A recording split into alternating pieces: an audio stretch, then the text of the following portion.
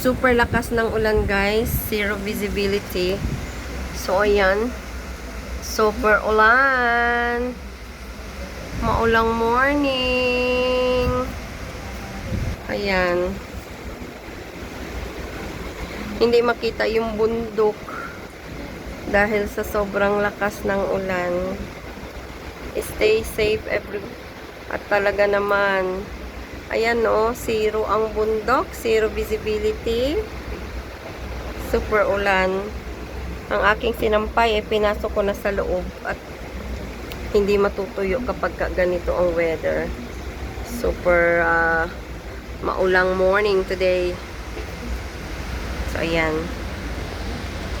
Ang mga nasa dagat ay tuloy ang pag andar ng kanilang sasakyan. O ayan, wala ang bundok, maulap.